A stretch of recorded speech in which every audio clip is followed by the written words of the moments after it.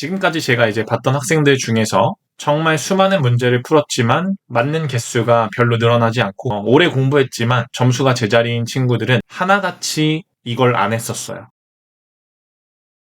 오늘은 질문 하나를 가지고 어떻게 하면 효율적으로 여러분들이 시간을 관리하면서 그리고 문제의 정확도도 높일 수 있을지에 대한 영상을 찍어 볼 거예요. 우리가 급할수록 돌아가라라는 말이 있잖아요. 언뜻 보기에는 시간이 좀 들고 비효율적일 수 있는 그런 것들이 장기적으로 봤을 때는 시간도 많이 아껴주고 일의 효율성을 높여주는 그런 경우가 많아요. 예를 들어서 여러분들이 요리를 한다고 했을 때 배가 고프니까 무언가를 그냥 계획 없이 빠르게 시작하는 것보다는 먼저 들어갈 재료들을 손질해 놓고 양념 같은 걸 먼저 만들어 두면 요리하기도 훨씬 편하고 그리고 결과물도 더 좋을 가능성이 높죠. 운동을 할 때도 마찬가지. 충분히 몸을 풀지 않고 바로 운동에 들어갔을 때 우리는 부상의 위험도 높고 그리고 퍼포먼스도 제대로 안 나올 가능성이 높아요. 즉, 이 IELTS라는 시험도 마찬가지거든요. 내가 문제를 풀 때 그 문제를 더 빠르고 효율적으로 풀기 위해서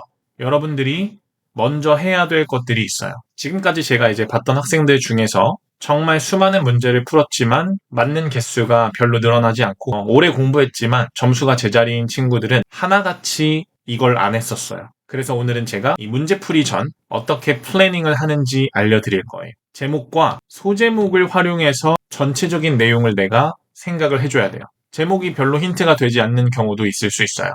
자, 그럴 때는 문제를 보고 본문의 내용에 대한 힌트를 얻을 수가 있어요. 여러분들이 잘 생각해보면 결국에 본문에 있는 내용을 가지고 문제를 풀어야 되는 거기 때문에 반대로 문제의 내용들을 보면 본문에서 이런 정도의 내용들이 나올 거를 내가 알 수가 있다. 그리고 문제는 되게 지엽적이고 중요하지 않은 내용을 물어보진 않거든요. 보통은 그 주제에서 중요한 정보들에 대해서 문제를 물어봐.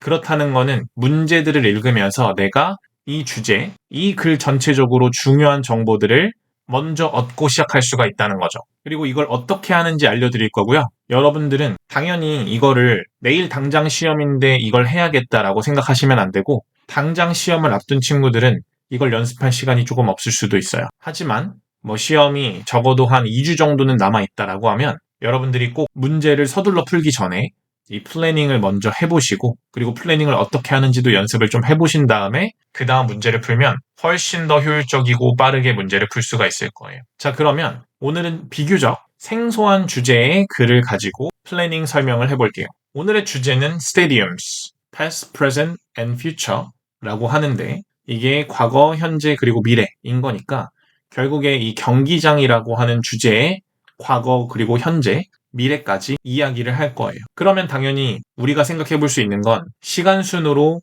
스테디움에 대한 정보들이 나열될 가능성이 가장 높겠죠. 그래서 처음에는 과거 얘기부터 시작하고 그 다음에 현재 그리고 앞으로 어떻게 될지 전망 이런 정도로 내용을 먼저 예상을 해보시면 좋아요. 저는 그 다음에 바로 문제를 확인하러 갈 거예요. 자, 문제를 봤더니 14번부터 17번까지는 매칭 문제라고 해서 여기 문제에 제시되어 있는 정보를 가지고 있는 문단을 골라주는 거죠. 그리고 여기 NB라고 나와 있는 우리가 주목해야 할 부분은 하나의 문단이 여기서 중복으로 답이 될 수 있다라고 말하는데 이 표시가 있으면 무조건 중복으로 되는 게 하나가 나올 거다 생각해 주시면 되고요. 자, 여기에서 이거 여러분들이 어려워하는 문제 유형이거든요. 내용들을 한번 봅시다. 우리는 지금 스테디움에 관한 글을 읽을 거예요. 자, 근데 negative attitudes towards stadium building projects. 그러면 우리가 attitude towards가 뭐뭐를 향한 태도인 거니까 경기장 건설 프로젝트에 대한 부정적인 태도. 사실 여기서 중요한 건 우리가 주제가 스테디움인 것도 알고 있고 빌딩 프로젝트에서 중요한 건 프로젝트가 아니고 빌딩이죠. 그러면 이 건설에 대해서 부정적으로 생각한다는 내용이 본문에 나올 거예요. 그러니까 어떤 한 문단의 주제가 부정적인 태도를 보여줄 거라는 거지. 자, 다음 15번 보시면 여기서는 figure라는 단어가 좀 중요할 수 있어요. 왜? 얘는 수치니까 어떤 숫자, 아라비아 숫자로 된 숫자도 마찬가지, 퍼센티지로 표현된 숫자, 그리고 또 비율 같은 거, a quarter 아니면 a half 이런 이 텍스트로 표시된 그런 피규어들까지 다 포함할 수 있어요. 자, 그러면 어떤 수치냐면 환경적 이점을 보여주는 수치라고 하네요. 근데 무엇의 환경적 이점이냐면 당연히 스테디움이겠죠. 우리 오늘 주제니까. 그러면 여기서 중요한 건 마찬가지 스테디움이 아니고 베네핏이 되겠네요. 자, 14번에서는 부정적인 내용이 나왔고 15번에서는 베네핏이 나왔어요. 그렇다는 거는 스테디움의 장단점에 대한 설명이 분명히 있을 거라는 거죠. 그리고 그게 시점에 따라서 달리 나올 수가 있다는 것. 16번을 보시면 예시인데 다양한 시설들의 예시고요. At some new stadium. 여기서 그러면 new가 중요하겠네요. 왜? new라고 하는 건 뭐예요? 과거 스테디움 예시에서 볼 수는 없고 현재의 스테디움에서 우리가 다양한 시설들을 볼 수 있다는 내용을 말할 거예요.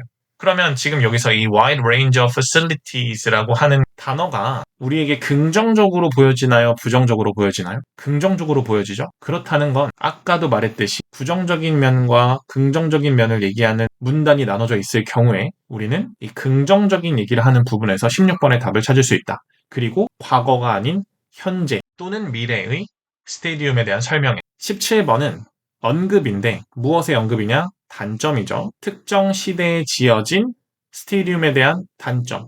그러면 지금 여기서 알 수 있는 건 뭐냐면 이미 지어진이라고 나왔기 때문에 과거 스테디움의 단점이라고 우리가 예상해 볼 수가 있겠죠. 그러면 우리가 처음에 생각했던 것처럼 일단 시점에 따라서 스테디움을 설명을 할 거고요.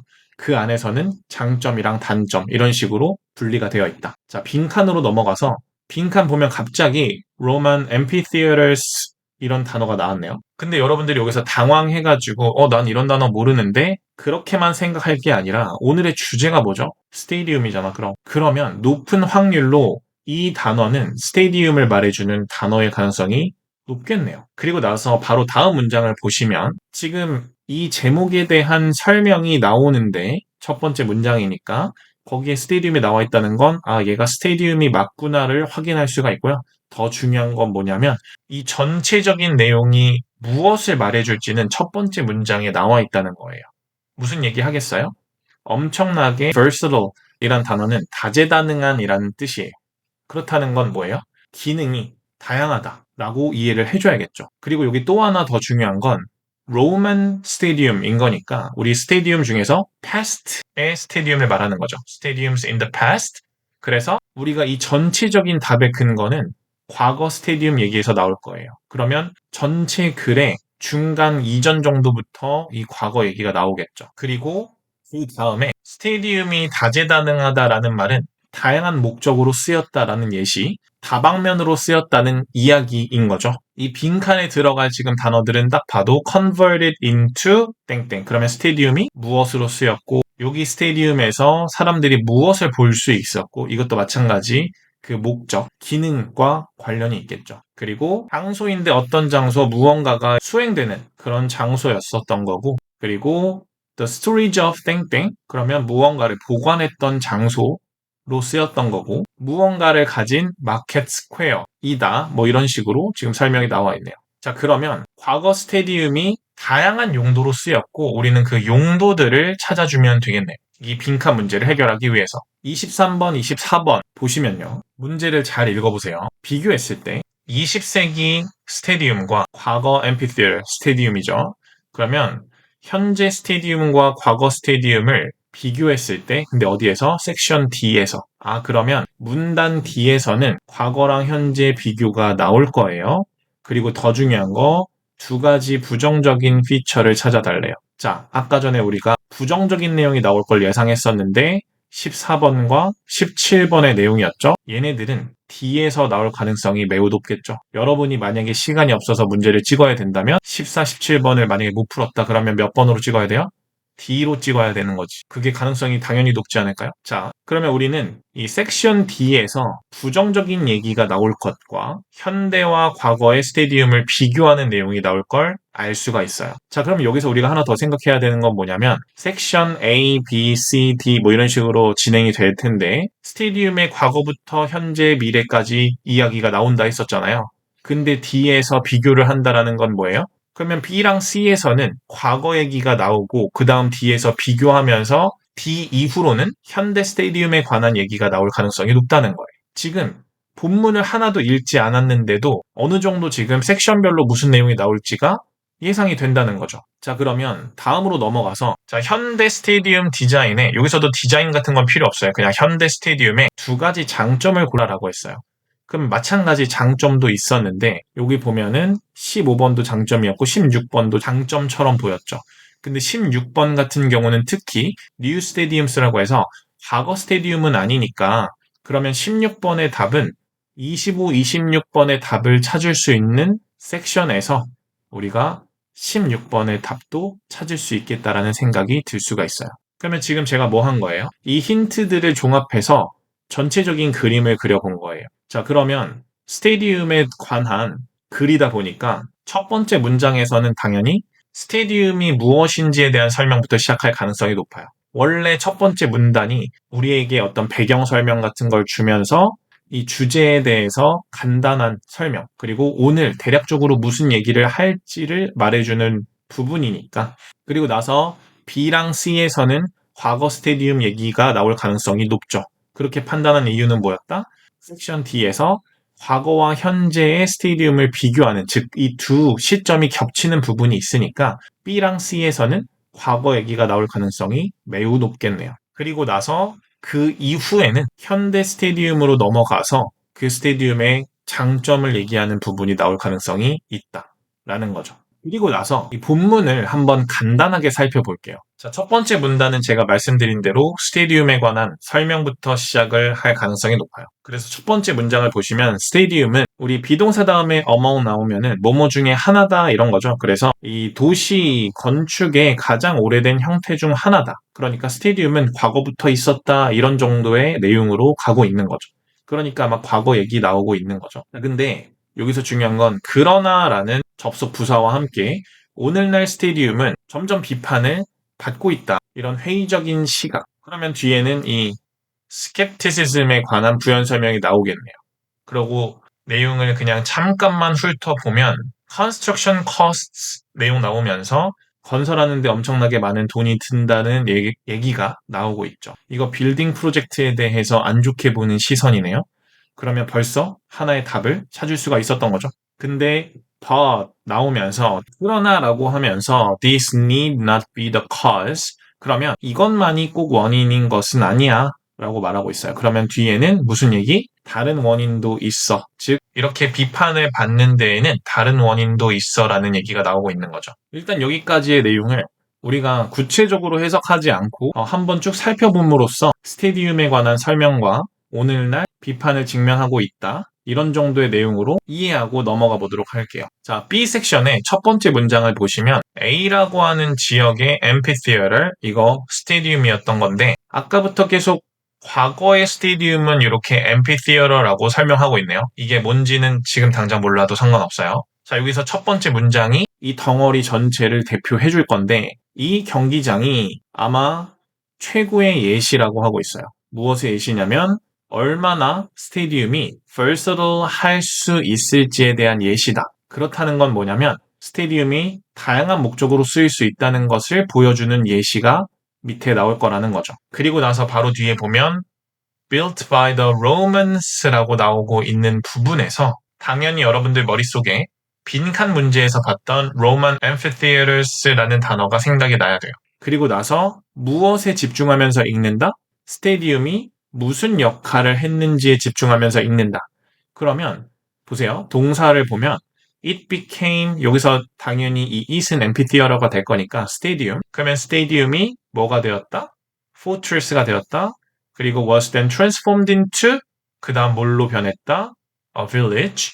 여러분들이 전체 그림을 볼 수 있어야 내가 중요하지 않은 하나하나 세세한 단어에 집착하지 않고 방향성을 가지고 읽을 수가 있게 되는 거죠. 자, 또 다른 예시는 이라고 했으니까 당연히 이건 무슨 예시여야 돼요? versatile한 예시가 돼야겠죠. 그럼 여기서도 그 목적에 집중해서 읽어주시면 되는 거죠. 그래서 내용을 쭉 보다 보면 일단 V라고 하는 지역에 있는 앰피티어러에 대한 간단한 설명이 나왔고요. 그런 다음에 뭐라고 현재 여겨지냐면 오페라를 위한 주요 장소로 여겨진다 라고 하고 있네요. 그리고 우리는 여기까지가 계속 과거의 스테디움 얘기가 나올 걸로 예상을 했었어요. 그러니까 여전히 L이라고 하는 이탈리아 마을 중심에 있는 그 지역은 또 다른 예시다라고 말하면서 아직도 스테디움의 예시가 나오고 있다는 걸 알 수가 있는 거죠. 그러면 또 여기서도 마찬가지 무엇으로 쓰였는지를 볼 수가 있을 거예요. 보니까 이 장소는 A랑 비슷한 방식으로 진화했다, 변화했다라고 했으니까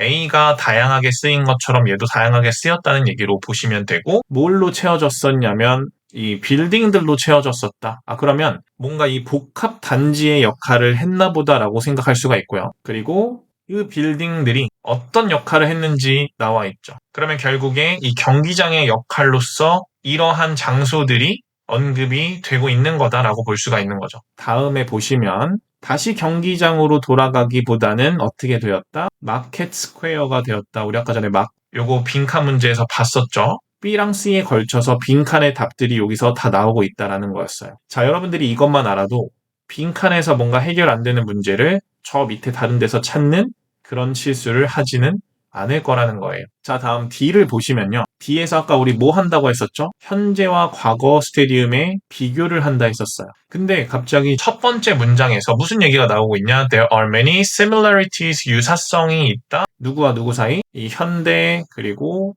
고대 스테디움인 거죠. 그래서 예상과는 달리 공통점을 얘기하려나? 했더니 바로 뒤에 but 나오면서 차이점을 얘기를 해줄 준비를 하고 있네요. 자, 이 문장 되게 중요해요. Some of the flexibility was lost. 이 20세기 초반에 이런 유연성이 사라졌다라고 했어요. 여기서 중요한 건 뭐냐면 the flexibility라는 말은 뭐예요? 앞에서 우리가 다뤘던 단어들 중에 유연성이랑 지금 비슷한 단어가 뭐죠? 생각이 나야 되는 거지. 그렇게 다재다능하게 쓰였던 그런 성질이 없어졌다. 그러면 주요 차이점이 뭐라는 거예요? 경기장의 사용 용도가 현재에는 어떻게 되고 있다고 말할까요? 제한되고 있다는 얘기를 해야 되는 거죠. 그러니까 이 다음 덩어리에서 design for sporting use only 이런 얘기가 나오게 되는 거예요. 그러면서 이 다음 문장에서는 그러한 요소들이 뭘 의미한다? Not accessible to the public. 이 대중들이 이용하기가 쉽지 않고 그리고 더 많은 에너지를 요구한다. 이런 단점들이 나오고 있네요. 이는 근데 어떻게 시작하고 있죠? but으로 시작하고 있어요. 그러면 앞에서 무슨 내용? 앞에서 현대의 스테디움들은 플렉시빌리티가 없어져서 이런 문제점들이 있어라고 말을 했는데 but으로 시작한다면 당연히 이제 그거를 극복할 수 있음을 이야기를 해줄 수가 있겠죠. 그러니까 지금 첫 번째 문장에서 이 스테디움을 우리 건축가들이 뭐라고 보고 있다? 도시를 좀 더 낮게 만들어주는 걸 도와줄 수 있는 것으로 보고 있다라는 거예요. 그래서 다음 문장이 중요한데 현재 전략들 중에서 두 가지가 특히나 성공적인 것 같다라고 했어요. 그러면 두 가지 성공적인 전략에 대한 얘기를 해줄 거예요. 이 콜론은 몇 가지 무엇이 있다라고 하고 콜론이 나오면 그 몇 가지를 나열해주는 역할을 하거나 아니면 한 가지 중요한 것에 대한 얘기를 해줄 때 쓸 수 있는 거죠. 그 두 가지가 무엇이냐? urban hub으로서의 스테디움, 이 중심지죠. 도시 중심지로서의 스테디움과 그리고 파워 플랜트, 이 발전소로서의 스테디움. 그러면 아까 전에 위에서 말했던 현대 스테디움의 단점이라고 여겨졌던 부분들, 액세시블하지 않다는 것, 그리고 에너지 소비를 많이 한다는 것, 이런 단점들 얘네가 고칠 수 있어. 이렇게도 보여요. 자, 그러면 여기서 중요한 건 뭐냐? 당연히 이 뒤에 설명들은 뭘로 이어진다고 봐야 돼요? urban hub에 대한 내용과 파워 플랜트에 대한 내용으로 이어진다고 봐야겠지. 그러면 저라면 이 파워 플랜트 내용이 어디부터 나오는지를 볼 것 같아요. 그러면 그 전까지 urban hub 내용일 거 아니야? 그래서 F를 보시면요. The phenomenon of stadium as power stations 이렇게 나가고 있으니까 여기가 파워 플랜트가 되겠네요. 그러면 이만큼이 파워 플랜트 얘기가 될 거고 보다 보니까 여기 수치들이 좀 나와 있네. 그러면 아까 전에 우리 그 피겨 말해주는 문제 있었죠. environmental benefits을 보여주는 피겨. 이 부분이 답이 되지 않을까라고 생각해 볼 수가 있죠. 마지막 섹션 G를 보시면 여기는 이제 마무리 문단이니까 보통은 그래서 현재 이렇게 우리가 문제를 해결해가지고 앞으로는 더 좋은 스테디움을 만들 수 있을 거다. 퓨처 얘기를 해줄 가능성도 높을 거고요. 어떠신가요, 여러분? 제가 문제에 대한 답을 말씀드리진 않았지만 제목과 문제들을 통해서 먼저 계획을 좀 세우고 지문을 읽으면 훨씬 더 수월하게 글을 읽을 수가 있겠죠. 그래서 저는 제가 학생들을 가르칠 때 그냥 지금 여기에 이 단어가 있으니까 본문의 어디에서 비슷한 걸 찾아서 그 옆에 뭘 해석해서 이게 답이다. 이렇게만 가르치지 않고 처음부터 어떻게 접근해야 될지를 알려드리고 있어요. 많은 학생분들이 리딩 문제를 풀 때 단어를 몰라서 틀린다고 생각을 하는데 사실 단어를 모르는 것도 당연히 문제가 될 수 있지만 단어를 몰라서 틀리는 것보다도 생각을 안 하고 문제를 푸는 게 가장 커요. 문제를 풀 땐 계속해서 생각을 해봐야 되거든요. 우리가 지금 시력 검사를 하는 게 아니에요. 그냥 특정 단어만 계속 찾아다니고 이럴 게 아니라 이 표현이 지금 여기서 왜 나오고 있지? 이 단어는 앞에서 말했던 어떤 단어를 이어서 설명해주고 있는 거지? 이런 것들이 되어야 단어를 몰라도 문제를 풀 수가 있어요. 그래서 제가 생각할 때 이 학원 수업이나 과외를 듣는 가장 큰 이유 중에 하나는 내 기본기를 올리는 것도 당연히 중요하지만 내가 현재 가지고 있는 어휘력이나 문법 수준 가지고도 최대한 많은 문제를 맞출 수 있게 도움을 받아야 된다라는 거죠. 그러면 여러분들이 한번 이 문제를 나머지 해결해 보시고 여러분들이 느낀 점을 댓글로 알려주시면 제가 피드백을 좀 드리도록 할게요. 다음 시간에 더 유익한 영상을 가지고 찾아뵙도록 하겠습니다.